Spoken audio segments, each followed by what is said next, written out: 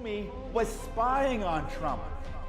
Well, the reason he was writing the memos was to create a record so that he could destroy No them. American knowingly colluded with the Russians to interfere in our election campaigns. Oh, wait, unless you mean Hillary Clinton. Pardons, prosecutions, and transparency.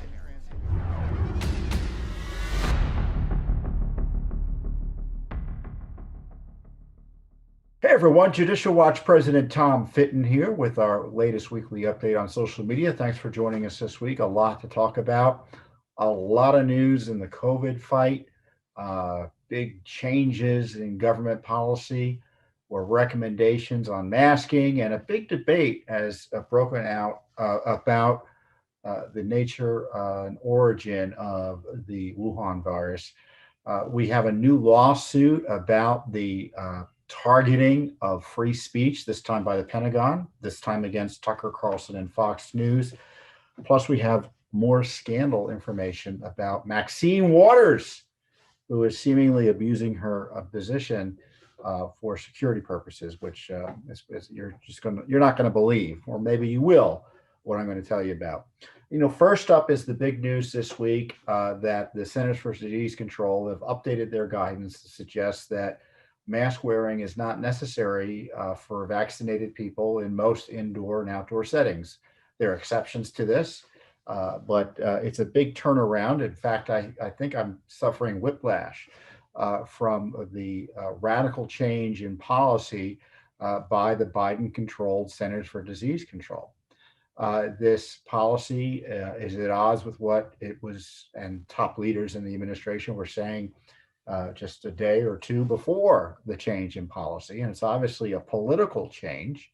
It's mostly welcome in the sense that the idea that mask wearing is effective in curtailing coronavirus or COVID or any other virus, there's no studies saying that that's the case in terms of it being proven.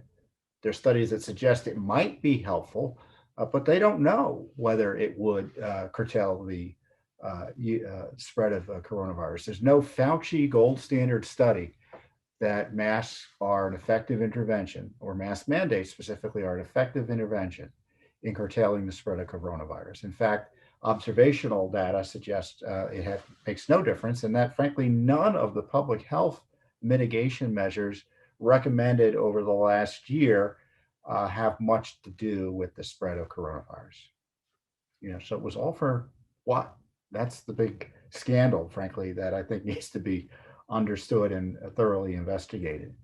But what I don't like about the CDC recommendation is kind of the impetus it gives for the issuance or the use or momentum behind vaccine passports. Because the suggestion is that if you're not vaccinated, you ought to be wearing a mask. Now, what if you're a business? What do? Well, in the District of Columbia, my understanding of the most recent rules, they haven't been updated in light of the CDC guidance, is that businesses can ask people to cite proof of vaccination in order to remain unmasked. Do you think that's appropriate? Do you think your privacy should be invaded in order for you to go shopping maskless in a supermarket or a retail establishment or in a bank or anywhere else? Especially given the lack of science that masks are effective in controlling the spread of coronavirus. Now, if you want to wear a mask, more power to you. I mean, if you think if it makes you feel better, that's fine. But the left, of course, is kind of upset about this because they kind of recognize that when you say only that vaccinated people don't have to wear a mask, unless someone's checking, why would anyone wear a mask? And the political nature of the CDC's operations has been exposed further by this mask guidance that changes on a dime. And as I've been explaining to you on our weekly update and anywhere else I could, the CDC is a corrupt agency, just the way other big government agencies are corrupt. They're politicized. They're controlled by the ideological left, partisan Democrats as well. And so the idea that that's about the science is a scam any more than the Justice Department is about justice. I don't trust the Justice Department. I don't trust the CIA. I don't trust the NSA. I don't trust CDC. It's all part of the government. Now, it doesn't mean they don't do good things now and again. It doesn't mean they don't have good people working now and again. And frankly, it's just silly to point that out, isn't it? But institutionally, they are corrupt. I mean, you're seeing this with CDC. You've seen it with NIH. You've seen it with, frankly, all over the place on coronavirus, all these public health agencies.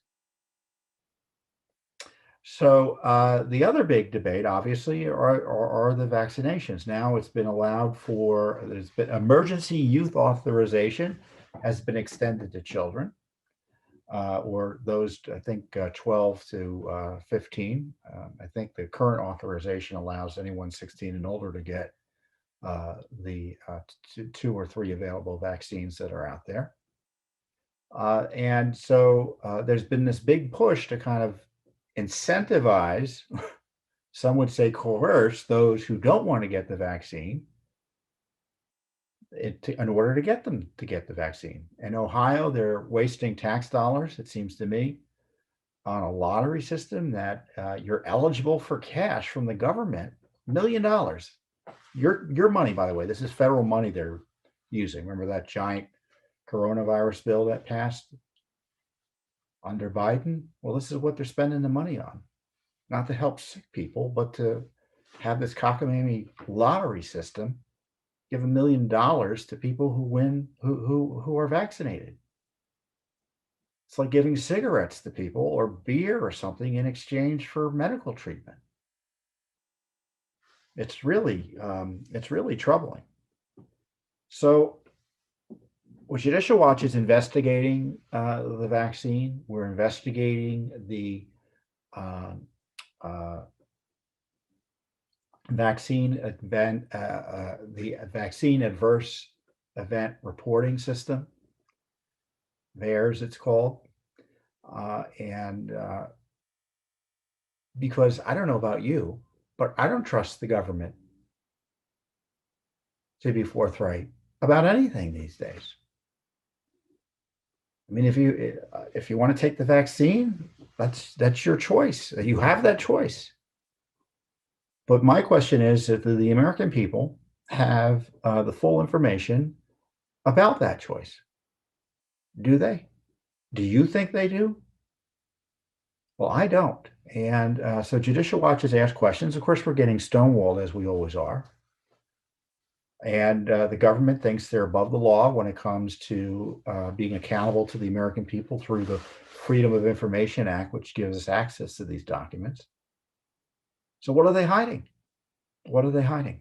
In a related story, there was a big fight this week in the Senate between Dr. Rand Paul, Senator Rand Paul, who's also a medical doctor, and Dr. Fauci about Fauci's support, or the government's support. Fauci is a key official in this area, about what is known as gain of function research.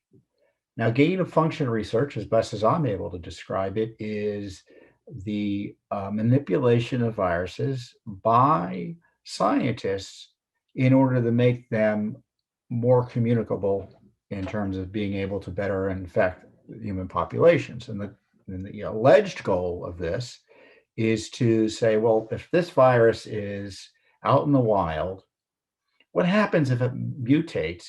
What would happen if it mutates and is able to jump into the human population? What would be the effects? So what they're trying to do is to study the effects in order to be prepared if it jumps into the human population. Now, the problem with that is this process can potentially, in theory, as you might guess, result in the viruses getting out anyway before we know what to do about them.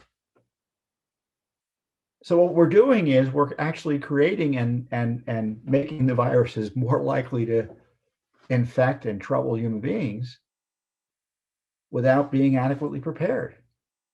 Now, Dr. Fauci was pushed on this issue because it's been well reported that federal funding has gone to this type of research, both here in the United States and abroad, specifically the Wuhan Institute of Virology, where the virus first arose.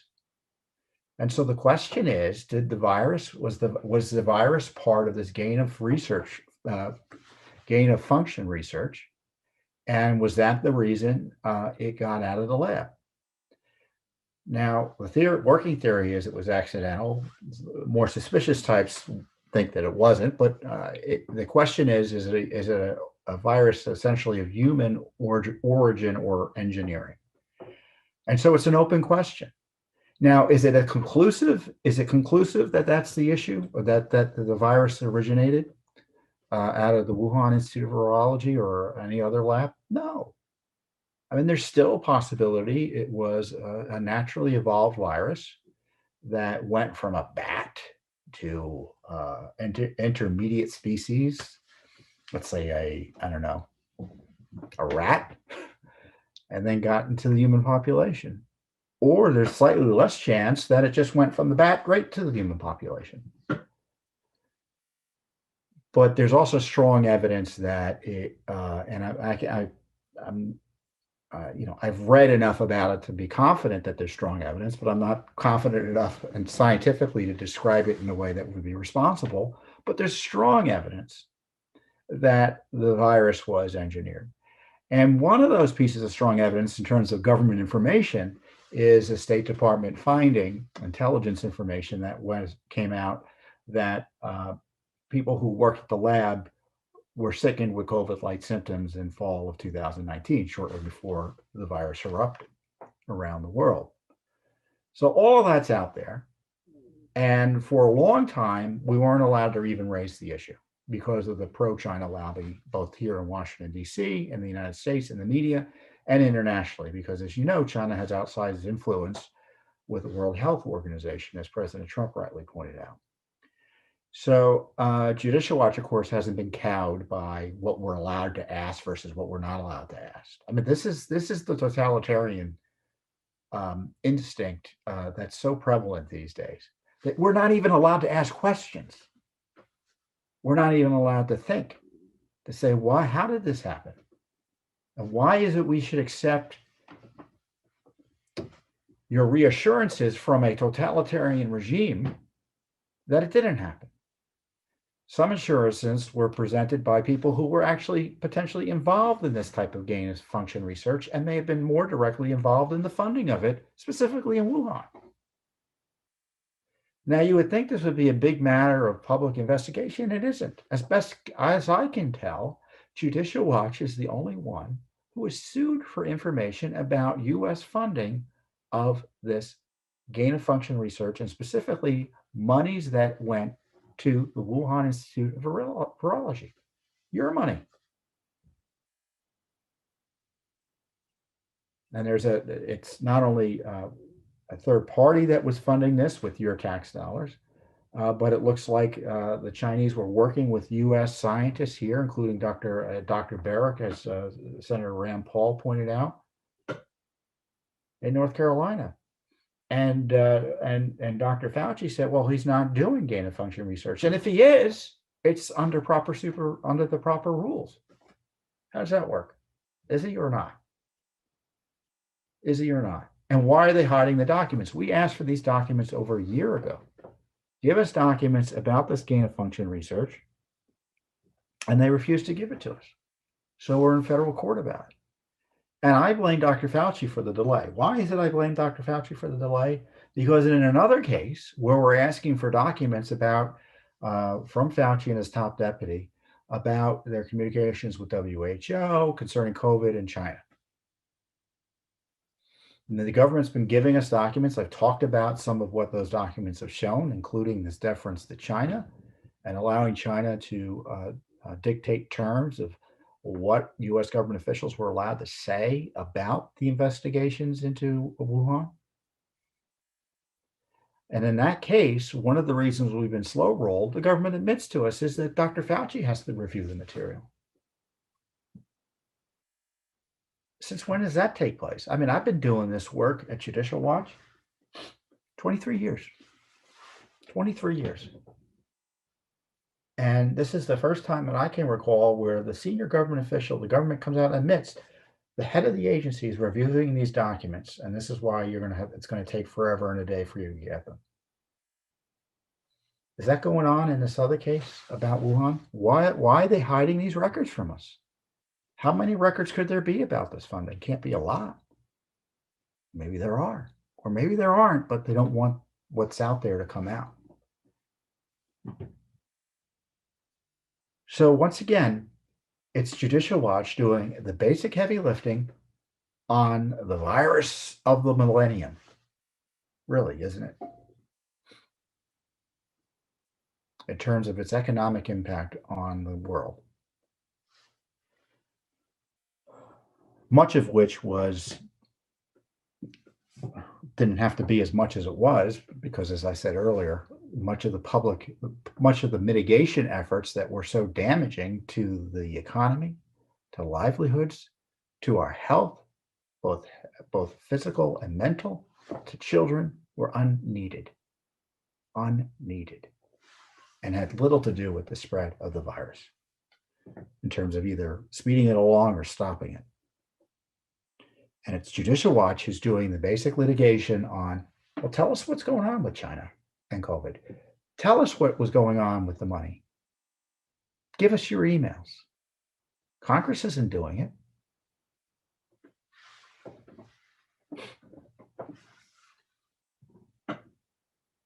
And now it used to be we weren't even allowed to ask these questions, as I suggested. Now the media is beginning to ask the questions because everyone, this is what's so really outrageous about this, is that pretty much every serious scientist, and I say this knowing that there were a few who, in good faith thought it could have been released, but it could have been engineered, but the Lord works in mysterious ways, and viruses like this, even though it looks like, how is it possible this came out at the time?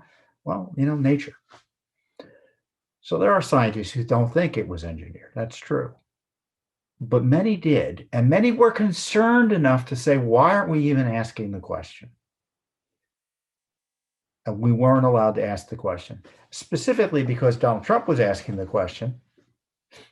And we're all supposed to hate Donald Trump, the media tells us. And so Donald Trump, because he asked the question, no one else was allowed to ask the question. That's the totalitarian impulse again at work. So who do you trust to figure this out? You can trust Judicial Watch. So speaking of the totalitarian impulse, we have another interesting lawsuit that we filed, this time concerning Tucker Carlson and Fox News. You recall that Tucker Carlson, there was a big controversy with Tucker Carlson because he essentially was on his television program. He was talking about how the Chinese military was kind of strengthening itself, and he criticized the Pentagon and our military. In part saying, so we've got new hairstyles and maternity flight suits. And this is what was being promoted by the Pentagon at the time. Pregnant women are going to fight our wars. It's a mockery of the U.S. military, while China's military becomes more masculine as it's assembled the world's largest navy. It's a mockery of the U.S. military. So the politically correct controlled Biden Pentagon, and I suspect this probably would have happened under the Trump administration too, since the Pentagon has long been out of control in terms of social engineering, attacked Tucker Carlson for criticizing the military. Pentagon spokesperson John Kirby said that Defense Secretary Lloyd Austin, was revulsed by Carlson's comments. Other military Twitter accounts were also used to attack Carlson's views. And these are the specific accounts that were used, according to a letter from Senator Ted Cruz, who demanded accountability from the Pentagon for this. These are the letters that were used. These are some of the official Twitter and social media accounts that were used to attack a media figure for criticizing efforts that Tucker Carlson saw that would actually weaken the military, criticizing moves that would weaken the military, according to Tucker. The command senior enlisted leader of the U.S. Space Command, the Sergeant Major of the Army, the commanding general of the U.S. Army Maneuver Center of Excellence, and the commanding officer of the Marine Expeditionary Force Information Group. Throughout this campaign, military leaders have suggested and insinuated it is out of bounds for civilians to criticize the military unless they served. The left loves to do that, by the way. You're not allowed to criticize the military unless you're a veteran. Of course, I'm always interested in knowing what else we're not allowed to criticize. But that's the way the left is. They don't want you to criticize. There's always reasons to suppress your speech, isn't there? So these are government officials who are abusing their roles and abusing government resources to attack a citizen for criticizing them. And so what Judicial Watch did was we asked for records. We asked for all emails between Biden's Defense Secretary Lloyd Austin and email accounts ending in .gov and or .mil, meaning government emails, containing the terms Tucker Carlson and or Fox News. All emails sent between the chairman of the Joint Chiefs of Staff, General Mark Milley, and email accounts ending in .gov or .mil, containing the terms Tucker Carlson or Fox News. And all emails between Vice Chairman of the Joint Chiefs of Staff, John Hyten, and email accounts ending in .gov or .mil, containing the names Tucker Carlson and or Fox News. So what are we asking? We're asking him for them to search 3 email accounts for documents, and 3 email accounts for documents over the course of 2 weeks. So we're not saying give us all your emails that you've made or you've written and since you've been put into place. We said give us all emails related to these 2 specific search terms between the time period of March 1st and March 16th. And we have gotten nothing. So we're now in federal court. So here we have Pentagon officials, senior military officials attacking a civilian for criticizing efforts to undermine the military. So this is the military attacking those who are trying to support a strong military. That's the irony of it. And as Senator Cruz said, since when does the Pentagon declare war on a domestic news operation? We can't remember that ever happening, but we're going to pass on that because this is bigger than a feud with some flack with the Pentagon. This is genuinely worrisome. This was an all hands on deck, it looked like, effort to smear Tucker Carlson. And as I said in our document, in our release about this, Judicial Watch is disturbed about the Pentagon's illicit secrecy about its coordinated attacks on the First Amendment protected speech of Tucker Carlson. The fact we must take the Pentagon to federal court for these documents, as I say repeatedly, if we're taking you to court for basic information, it suggests you have something to hide. And excuse me, that quote I read about it being generally worrisome, that was Tucker Carlson. That wasn't Senator Cruz. I mean, if you're the target of the military, a coordinated attack by the military, normally you're an enemy of the United States. Of course, it's going to be worrisome.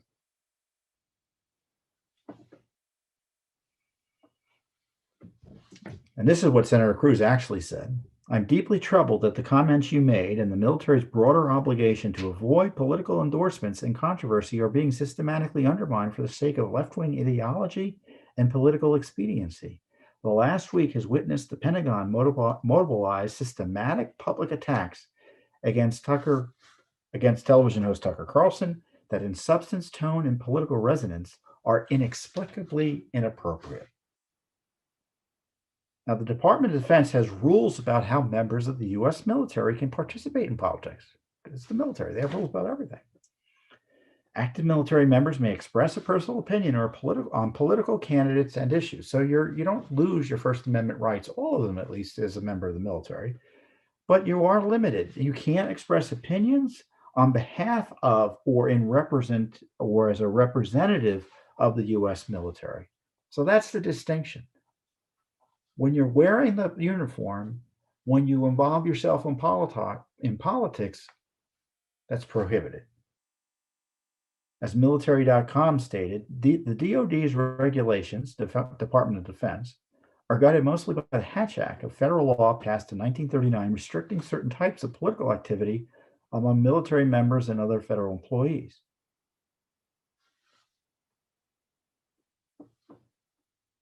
So if you're a government bureaucrat, you have your First Amendment protected rights. If you're a member of the military, you have your First Amendment protected rights, but you can't use that position to advocate for policy positions and get involved in politics, essentially taking our tax dollars to advance a personal political agenda.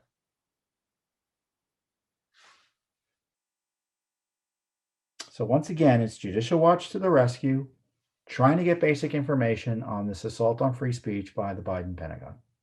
And the rest of the media doesn't care because much of the media actually opposes the First Amendment. They want to suppress the First Amendment protected rights of citizens and their competitors for political reasons. So I'll let you know if we get anything or if we get anything good. Sometimes we get stuff and there's nothing to say because there's nothing there. They haven't given us anything. So we'll see. So stay tuned, as I like to say. We have another big story that we put out this week through our Corruption Chronicles blog. And I encourage you to go to our website regularly to look at our various blogs. We have the Corruption Chronicles blog, we have our Investigative Bulletin, and we have our other blogs or deep dives and such like that. So we talk about all the things we're finding beyond our lawsuits often. And in this case, we had information that we reported on about Maxine Waters. You may recall she went out to Minneapolis, Minnesota, where she incited violence and intimidated a jury in the Chauvin trial. And we filed an ethics complaint about that. Well, it turned out that she had special security on her flight to Minneapolis, excuse me. The federal air marshals were yanked from a high-risk flight so Congressman Waters could have extra security during that trip, though she was already covered by four people, four-man detail, consisting of 2 Capitol Hill police officers and 2 Secret Service agents, according to multiple law enforcement sources interviewed by Judicial Watch. The veteran federal air marshal sources say the California Democrat had 2 air marshals reassigned to a plane that would otherwise not qualify because it was not considered high risk. The union represents thousands of air marshals nationwide. And this is the quote: 2 air marshals were pulled off a high-risk flight so Maxine Waters' aircraft could have 6 armed agents. And this comes to us from Sonia Hightower Labasco, who's not only a retired Federal Air Marshal herself, but Executive Director of the Air Marshal National Council. She said that she added that the 2 additional armed agents met the Congresswoman on the ground, so it was an escort.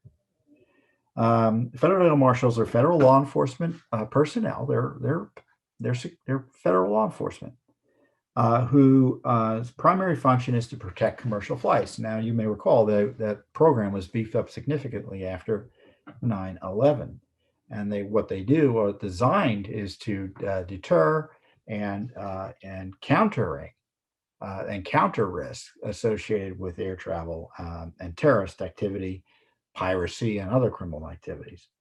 However, and it isn't just air travel. I think it's all over. They can be on buses and trains as well.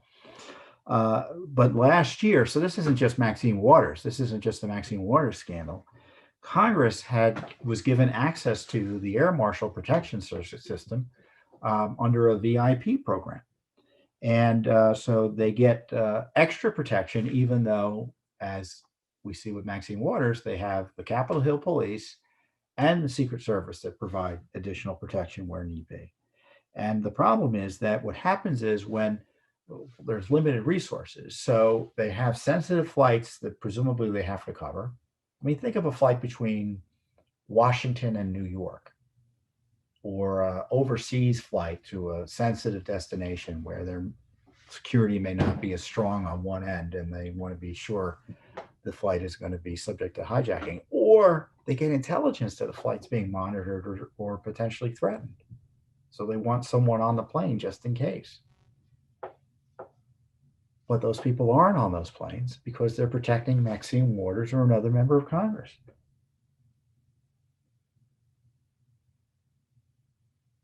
According to a whistleblower complaint, the program has left a glaring hole in America's aviation security. Recently, the Federal Air Marshal Service has assigned a full-time position at the Capitol in Washington, D.C. to take requests from congressional members for federal air marshal coverage of flights these congressional members are on. So they're now taking, according to this complaint, they're taking federal air marshals off of flights that need protection to provide extra security to members of Congress. Now, I think members of Congress don't have enough security, right? I don't think they have enough security. I don't believe, and I don't like the fencing around the Capitol. It doesn't mean the Capitol has enough security either in terms of being secure enough. This doesn't mean they decimate a law enforcement agency that has a specific mission to patch a hole for security issues related to another branch of government.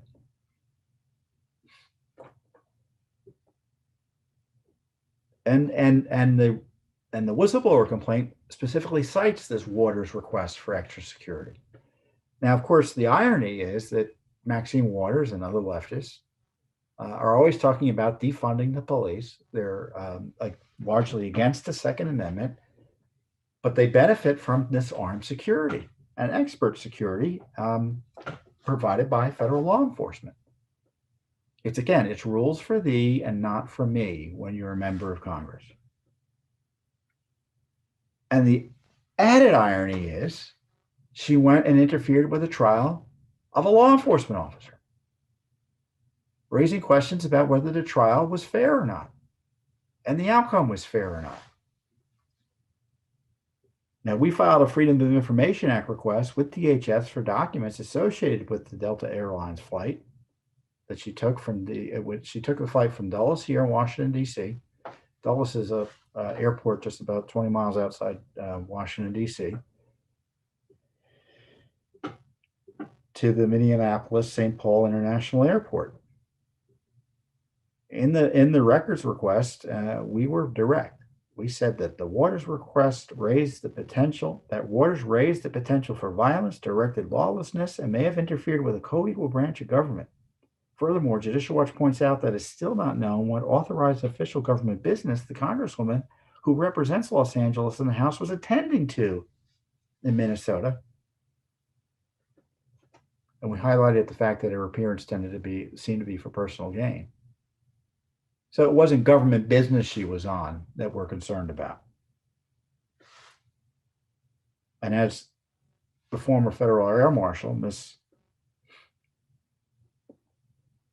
Tara Lebowska said, she was an air marshal. She's a former police officer and then was an air marshal for 12 years. How do you go out and promote defunding the police, then call for more police protection yourself personally? So Judicial Watch has a pending ethics complaint against, as I said, Maxine Waters over her calls for incitement, her incitement for violence, that a judge called abhorrent. Remember, she said that she called protesters to get more confrontational if the jury did not convict Chauvin. We got to stay on the street. We got to get more active. We got to get more confrontational. We got to make sure they know that we mean business. How do you interpret that? And she did that while having security, at least in terms of getting there, provided by your tax dollars. Again, I'm not suggesting she doesn't need security protection. I'm suggesting is that abusing the federal air marshal to shepherd congressmen around, to go around in circumstances like this, is something we want more information on. And it was thanks to Judicial Watch that this has been uncovered. And I encourage you to go to our website, read more about it, and share it. The media doesn't want to talk about this stuff, right? They want to talk about Matt Gaetz. They want to talk about Marshall Taylor Greene. They want to talk about all the terrible conservatives in Washington, D.C., right? But they don't want to talk about the kind of the arrogance and lawlessness of government officials who abuse their positions to advance a personal agenda. And so Judicial Watch is the information. You can read it yourself, and I encourage you to share it. And this is why, again, I love Judicial Watch. So we do the FOIA. We do basic investigative journalism that much of the big media just simply refuses to do or suppresses because it's politically inconvenient. So with that, I hope you have a wonderful week, and I'll see you here next time on the Judicial Watch Weekly Update.